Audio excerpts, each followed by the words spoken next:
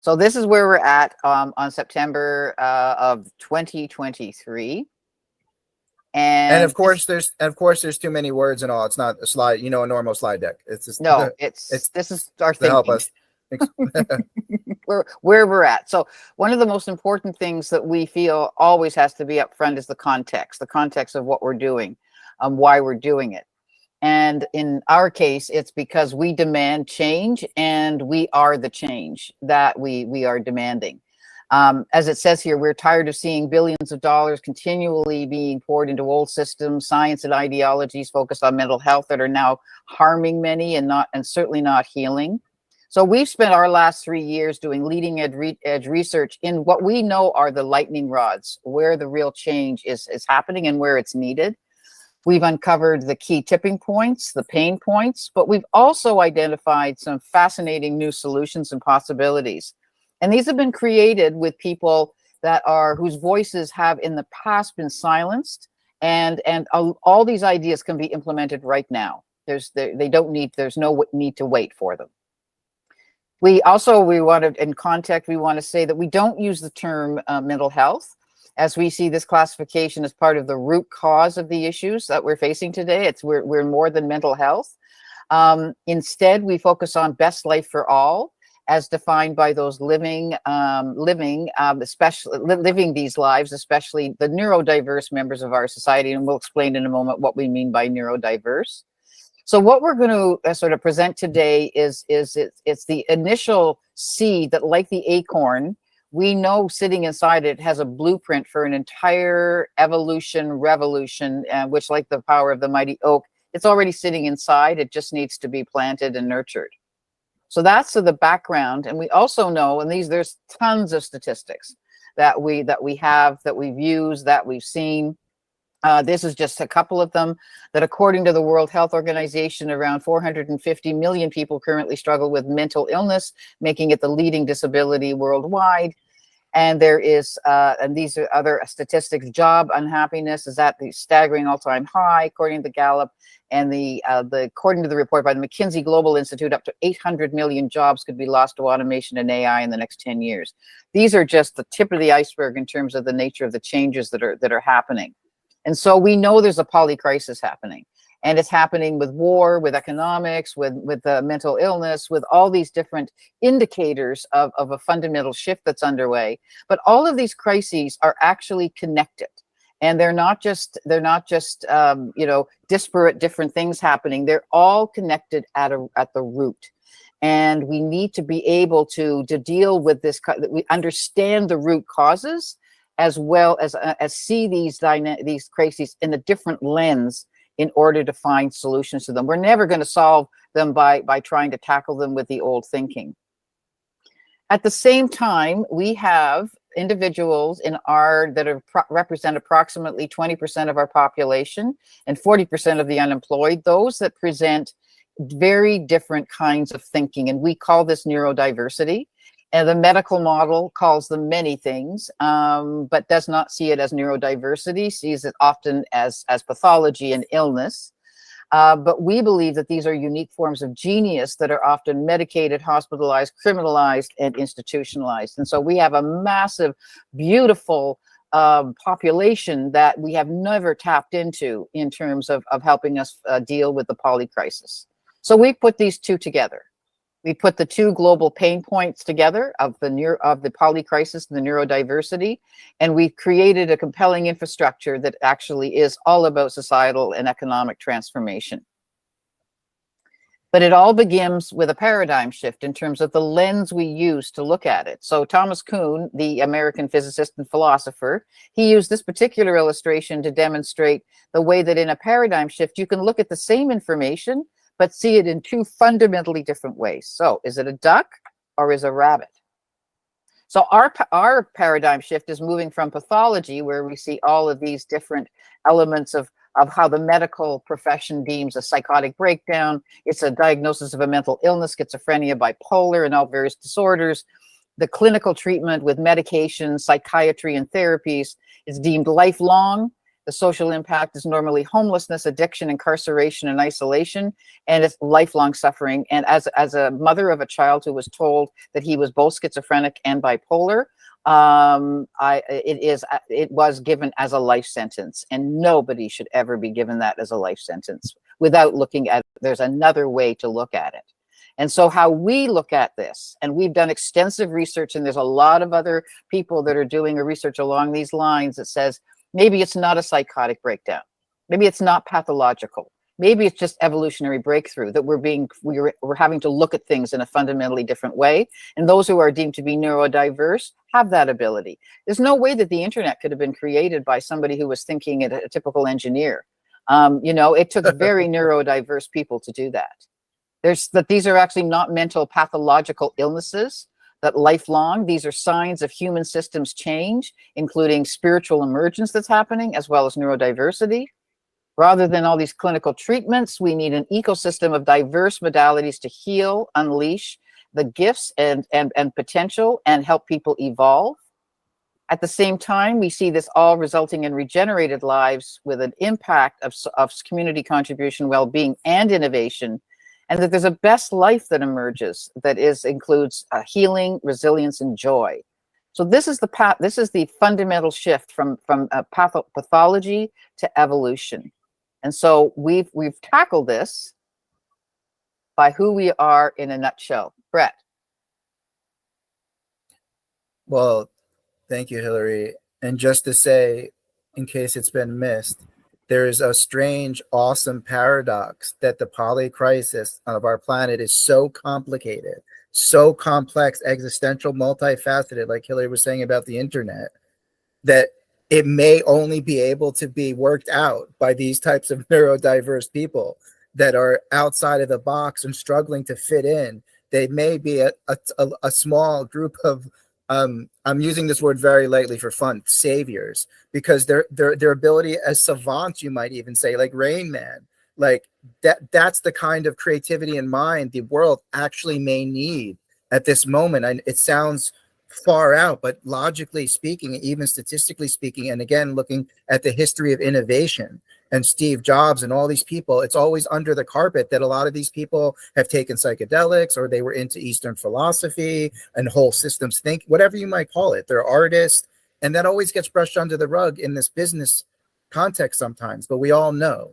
So what we're doing here is, in a nutshell, we have this DNA inside of our acorn, our platform. Well, so what is our platform, right? What is the business that we're going to want funding for? What tools and innovations are we going to create, right? So our core, this is just a few things here. Our core dream, which is to create new physical places and technologies that actually create new economies. So it's a meta level thing in a sense. Our business will be to create other businesses. Our business will be to create ecosystems of communities and entrepreneurial, philanthropic, artistic, it doesn't matter. It's to reinvent civilization in a sense. Now that sounds ambitious and grand, reinventing civilization, but that's what's on the table right now for our planet anyway, and our species. That's why AI exists and all the blockchain and everything. We're reinventing civilization as we go right now. Everything's on the table. So that's our dream there. The Taste of Wonderland is going to get into the actual platform and toolkit. We have a dynamic infrastructure, a methodology. We have alpha technology. It's like a whole suite, like Windows apps. If our platform was Windows and you had different applications for certain needs in the operating system, in the sense our business is an operating system. We have some partnerships already on the table and a lot waiting, wanting to be part of this. Like I said, we have a network of everyone from PhD neuroscientists to physicists to everything. So we just need to be catalyzed. And why we're creating It's the Best Life for All. Again, going beyond the sectors of mental health or disability. Yes, those are all part of the equation, but it's best life for all. And as you can see, even narrowing down our market, this is a big market. These are all the people on medications, all the people diagnosed, all the young people. Talk about young people. And everyone asking, how are we going to get the millennials and the post-millennials, to show up for work in a purposeful way? Well, we need to create a purposeful incubator. We need to create a purposeful economy and something that actually saves the planet, that gives them the joy of being a contributing member and able to live in a world where they all need to make $100,000 a year just to have healthy food and live somewhere, right? So it's a big undertaking like that. Go ahead, Hillary. And just so you know, we've already started with a continuum where we are working right now to we've already developed the content for an app that's going to go into colleges and universities with a partnership with the National Empowerment Center, and that's to tap into to the youth today, so that they start to see that they can have a life that is worth living, as opposed to going to suicide and overdose, as well as tap into their unique abilities. So one of the things that we did was that we ran a Mad Hatter Summit. We redefined totally what a summit was on August 12th, where we did a total breakthrough events by running this Taste of Wonderland in different locations around the world. And the whole idea was to explore and research breakthroughs that we could use to co-create these new ecosystems that are inspiring new stories of regeneration, well-being, and best life for all. So we were testing what would happen if we did this in 3 very different locations around the world. And on the same day, a Live Aid kind of application. We did. We ran them on a farm just outside of Amsterdam. We ran them on the university campus of the University of Toronto, and we ran them in just outside of San Diego in a beautiful location. And these were all the Tastes of Wonderland that were run and provided very different outcomes, because it showed how adaptable the process was. Brett hosted a live broadcast throughout the day, and we had music that came from Zomba, Malawi, where our original pilot was held in 2022. So we are now in the process of harvesting and starting to harvest all of the outcomes that came from running this. So we know that our platform absolutely works, and the ideas that were generated from it were fantastic. Because one of the things we see Taste of Wonderland as, and this is I've been in business development and systems change for 50 years, so I've been around the block a few times, and this model is, I won't go into all the theories that are sitting inside it, but they're fundamentally, there's economic theory, community development theory, healing change theory. They're all integrated in this, so it looks very simple on the outside, but it's built on a lot of different experiences and knowledge. And so we understand what kind of business development model is needed in this changing dynamic world that Brett was talking about. We need to understand where the cracks and breakdowns are, because that's where the possibilities for change happens. So we've identified tipping points and emergent market research and demand and analysis for the different kind of economics that we actually need. We as well as concepts we need. We also need to know where the pain points are. Yes, Brett. 1 second. I was just going to say, this is the traditional business question. What are you trying to solve, right? What's the pain point? What's the problem that and usually in a pitch deck, there's just one thing. We're trying to solve Uber, whatever, Airbnb or something. But what we're trying to solve is that the world doesn't actually have the tools and the framework and the mindset to resolve the poly crisis. That's the actual, in a sense, problem we're trying to solve. So in doing that, what we have created are tools that actually identify the actual problems, but from the ground up as well. This is like a decentralized, type of thing where it's the people who will be providing this information. They'll also get paid for it as part of the platform eventually. They'll also be able to sell it to other people as part of a DAO, et cetera, et cetera. So we own our own data, and we no longer are, a database of information of pain points being correlated by an institution or a pharmaceutical company. And I'm not saying that to be anti-pharmaceutical companies, by the way. I'm just saying it because it means this revolution of owning our own data, even like Facebook, where we're not ticking a box and saying you can use our data any way you want. And we're actually, because of decentralization in crypto, there's models now where we can create wealth, money out of thin air. That's what a Merkle tree is in crypto. It grows on trees, cryptocurrency on Merkle trees. And we can then create our own economy where people actually even get paid to participate in the living database of these pain points. So this is quite amazing, really. And it's, again, on that meta level, we're helping other people identify the pain points and the breakdowns. We're helping, we're only facilitating. We don't have the answers. The collective has the answers in whatever local context they live in, but all of those local contexts can think globally, as the famous saying goes. And if we have an infrastructure that allows local autonomous, you know, people and cultures to do whatever they need to do according to their own mores and values, but there's a context where that's all hyper interconnected from a thoughtware perspective, because infrastructurally it promotes the co-creation of all those different autonomous, so we can act like one social, you know, planet Earth without losing the capitalism part, that everyone has their own dream and everyone wants to do what they love to do. We're having the best of both worlds. That's why it's a best life for all, because that's what modern technology, including AI, allows for. It allows us to actually solve. We have the tools that are commensurate to the problem, right? That's what makes sense in life. Life presents us with a massive poly crisis, but it also presents us with people and innovations that can actually meet that challenge. But right now, that's just not happening because of old ideas, that the paradigm idea, that we're being perceived through the old lens and we're trying to bring a new lens.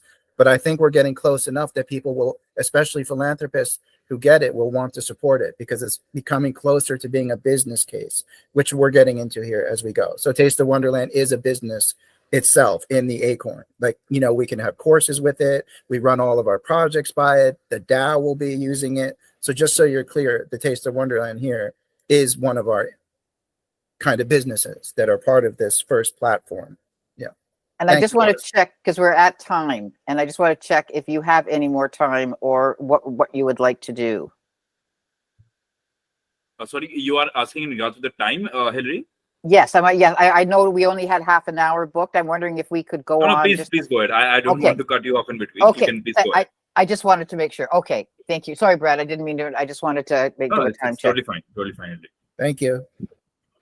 So what Brett has described is that this has so many different layers of application. This is the process that we ran in those 3 locations and in a pilot. So this has been run in Africa. It's been run in, on farms. It's been run in like in an African village, on a farm outside Amsterdam, and in a downtown campus, and in California, San Diego, California. So it's a very adaptable process. But one of the most fascinating, and it is live on the ground, that people actually go through this process where they're identifying their cracks and breakdowns, they're identifying their grief and what is their real pain points. What is also really an amazing facet, and this is all based on the story of Alice in Wonderland, by the way. We didn't say that up front, but it is. And that is part of the traction with it, is people actually quite love it. And even in Africa, they didn't want to change it. We gave them the option of using another cultural story, and they really love the idea of Alice.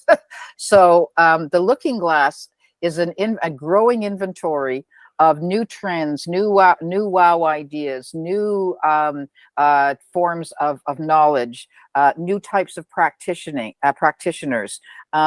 It's all kind of, it's a wealth of new ideas that come in so many different forms. And so every time we run a Taste of Wonderland, we develop a very unique type of Looking Glass that has content that will really mobilize the audience and the participants that are receiving it. So they're different every single time.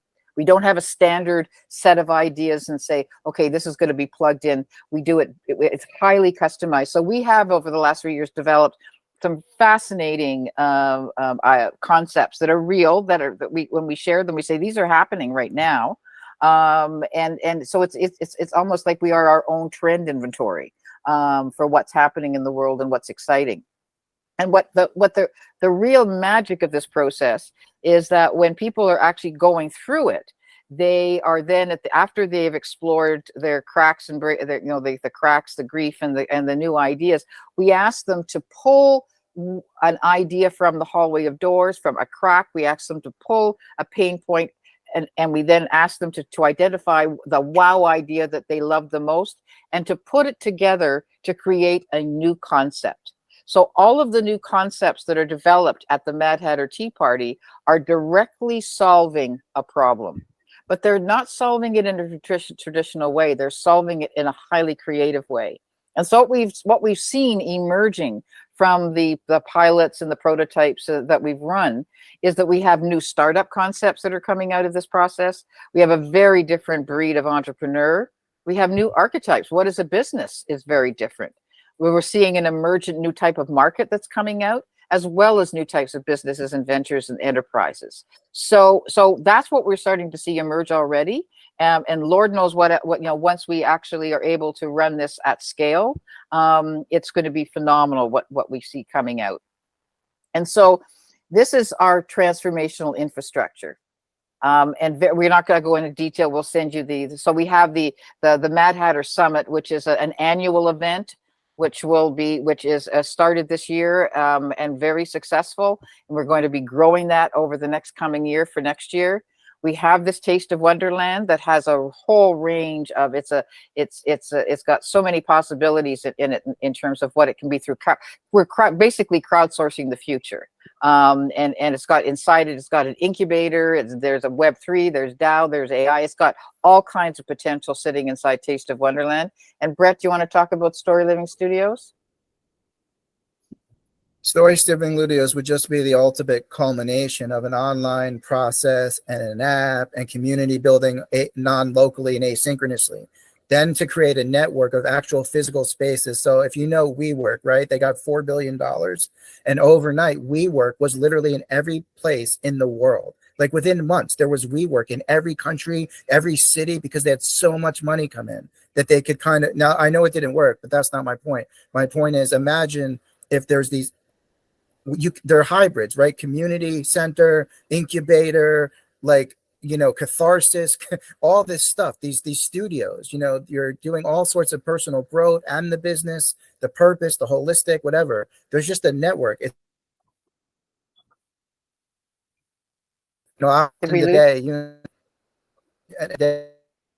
obviously, as you can imagine, Pulkit, I should just say that obviously the Taste of Wonderland with the Alice in Wonderland theme is very conducive to live experiences and VR and AR and art and creativity because of all the symbol, the rabbit and the Mad Hatter and the fun and the playfulness. It's a very, very conducive idea that makes it easily entertainment, and draws people in and has so much potential as a business, influencing the whole platform. So this is the platform in essence, right? There's live media and the Mad Hatter Summit, a documentary, a live docuseries, and a summit that is our marketing, right?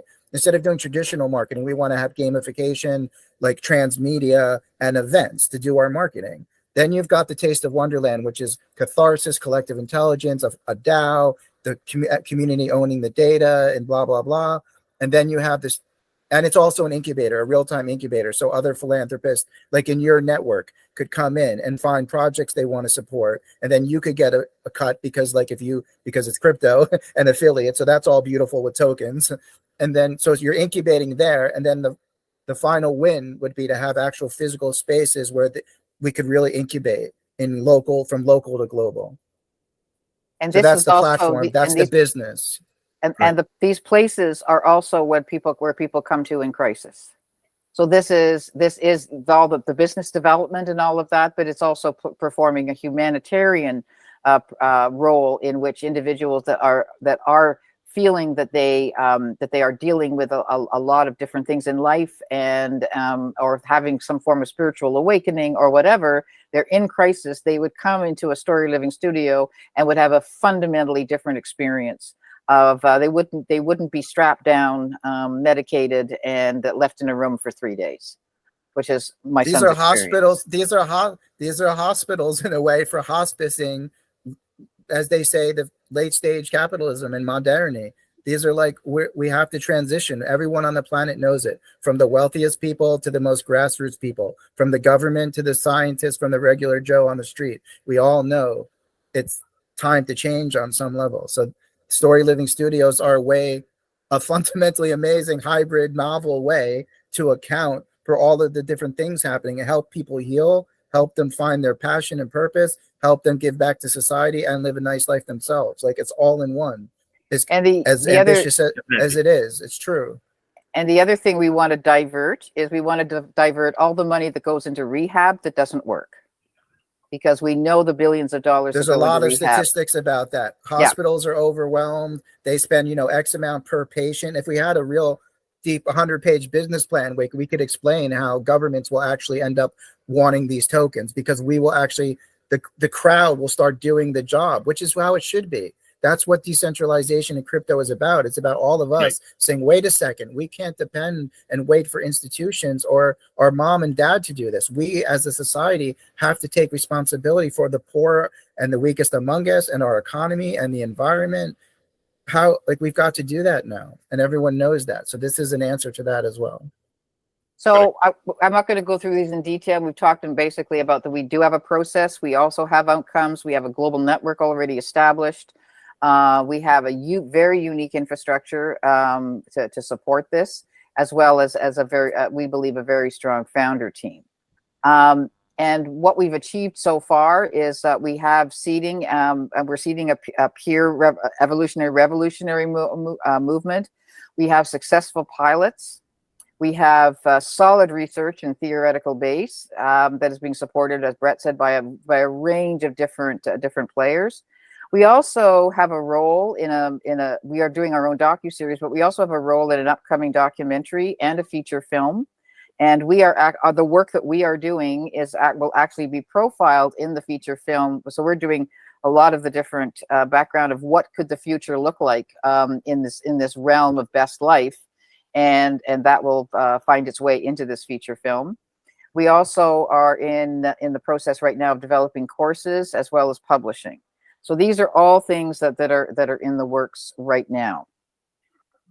And so we believe that anybody coming along to invest with us has the opportunity to unlock the radical genius the world needs to find solutions we are desperate for, the opportunity to mobilize a global peer revolutionary movement that will regenerate and bring new vitality to communities that are currently suffering and struggling to survive.